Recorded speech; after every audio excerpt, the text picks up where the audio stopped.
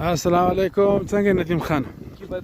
په خیر بیداره ټیک ټاک یې څنګه سونن پکنیک علاوه راکه څنګه سره څو کسان دي خیر یار زایم فضل دی عزت لاجان دی اور بل سره کی بیته زایم نو د خیر سره روان یو وس نن مې سنا وخت هم څو کسان مې لږ میدانو ته زو میدانونو ګټه چې بیرته راځو خپل ټیکانې ته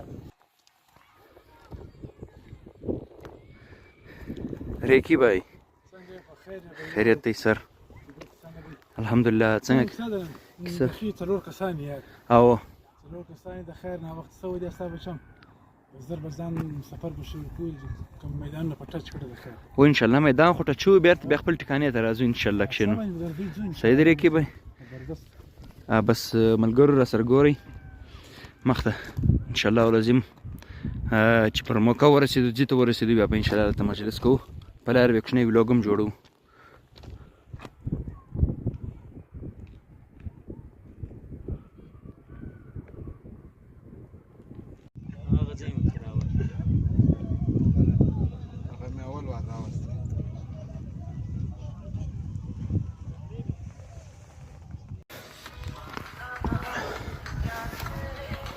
السلام علیکم. وعلیکم السلام. څنګه بخیر؟ شه بخیر. شکر دی. دا شادي لالا دی. خیر چکر یې ولې روان دي. څنګه حاجي صاحب بخیر؟ چې بیت شدی. خیر خیر د کوم خور روانه ده خیر. نو شي بیتونه شي. خیر خیر شي تی بیتونه شي. دا څنګه دی؟ شه شکر ته شه بخیر. لګیا دی؟ ولا یا کور دی اوس کار نشه. اوه وخت ته موږ ډیر مشهور دي. اوه نو شو خو ته بیتونه شي دی بس مشترک اجازه موږ کوم دی ته مور شوفر زه نشته زه.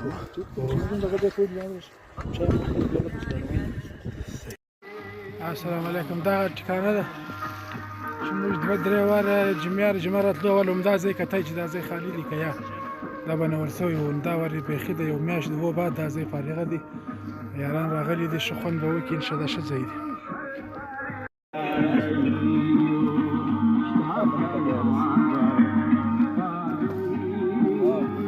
دا دی ځای اوس خیمه د خیر ندیم جان یې دري ندیم جان بیا چې موږ د پکنیک مالګه ده نه وی برای ده عزت لا وختي زه رسولی داخله شه د مور شو دی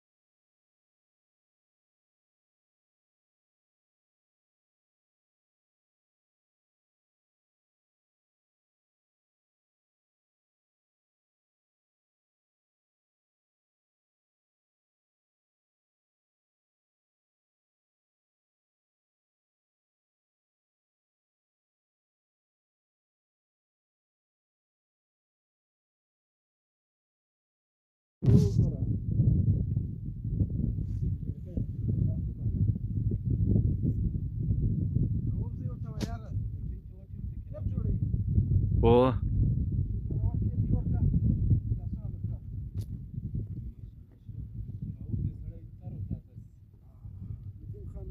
ریکی بای ریکی بای څنګه سوی یار ته څنګه یو ساعت له مخه راورسېدلو خوندوره خیمه دیم را درولې ده دا نن دا غرونه اوسه ټول د واورو ډک دي او